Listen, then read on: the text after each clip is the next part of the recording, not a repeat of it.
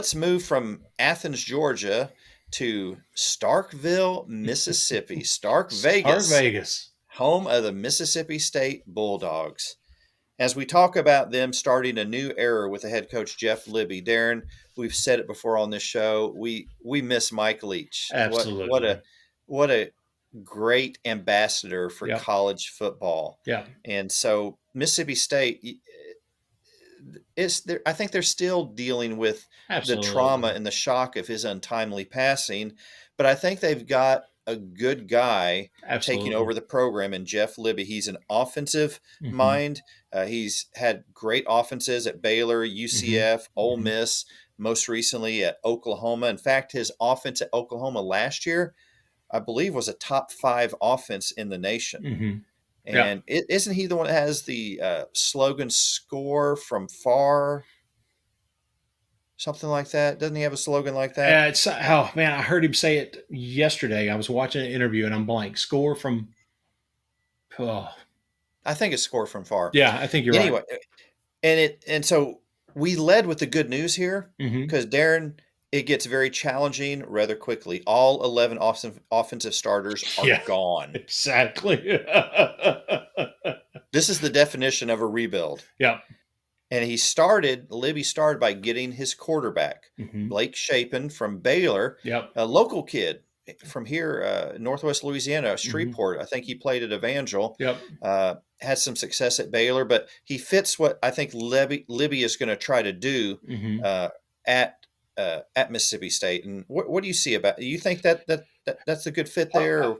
I think it very much falls into the category of what we were talking about with Arkansas. In the portal day, you can kind of pick your quarterback. This is the guy I want. We want to bring here, and I think that's exactly what they did in bringing him in.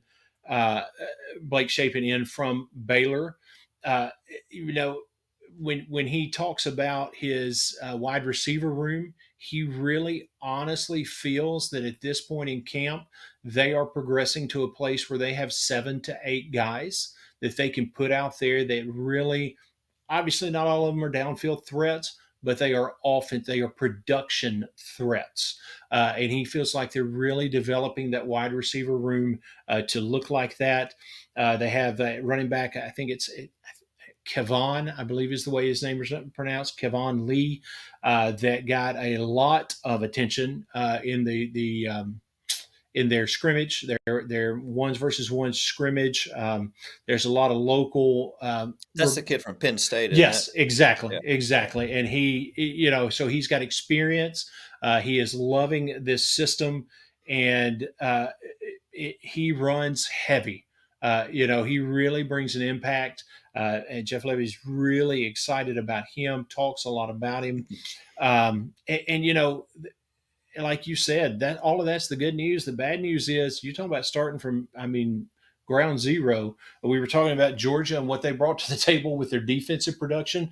This this Mississippi State offense brings back 17% of their offensive production from last year. So, the upside is he was in position to do a rebuild. He didn't have to break down a lot of bad habits. He could just start teaching.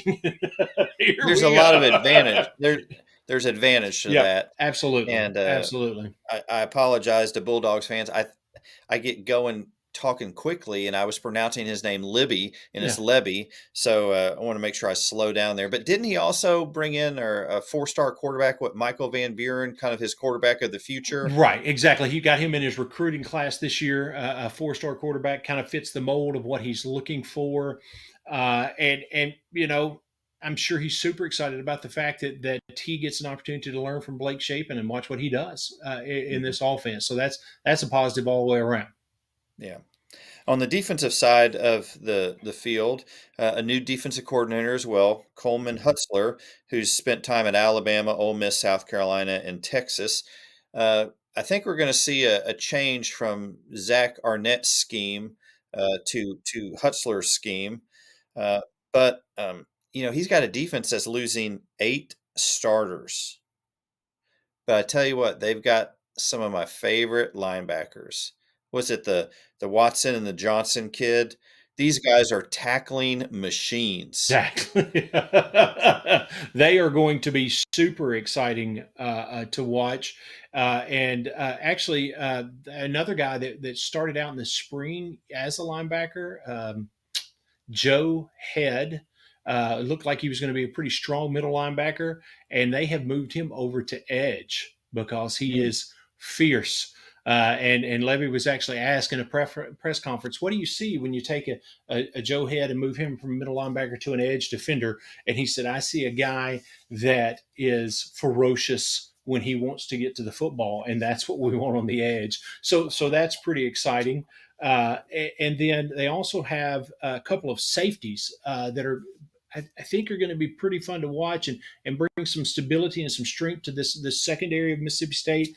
In Isaac Smith, who is a sophomore, and then also Brylan Lanier, whose nickname is Brylo, is what they call him, and I'll reference that again in just a second. But he's had a path where he started out at Alabama, ended up in Indiana, and then went through this past season. He was at East Mississippi, which is famous for the what's the name of the show? I just went blank. Mhm.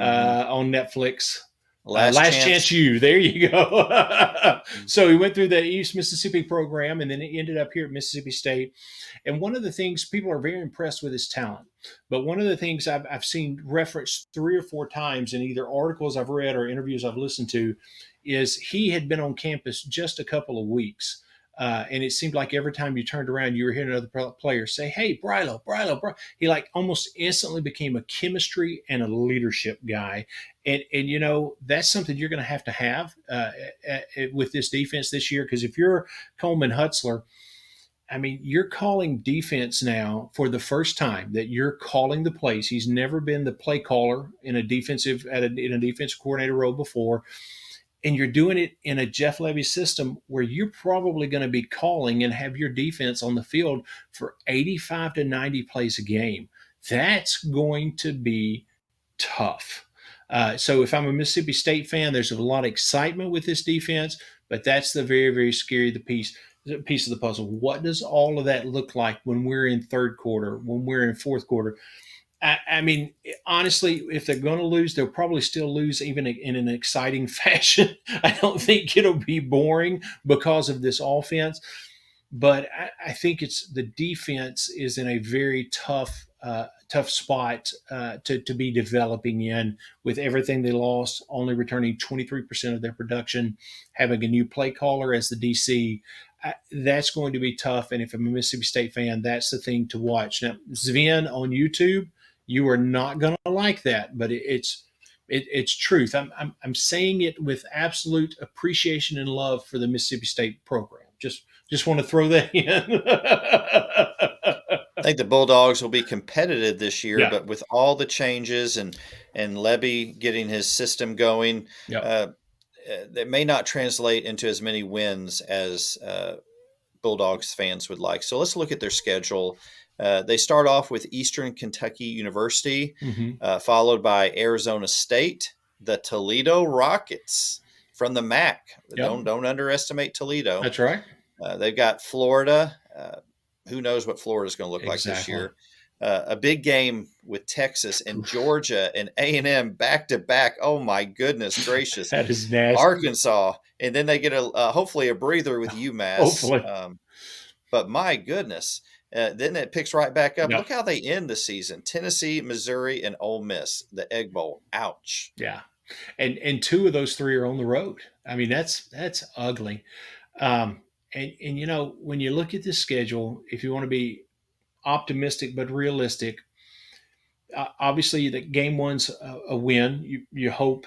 Um, Even with all of the difficulties that we've talked about, I feel like an Arizona State game is a win.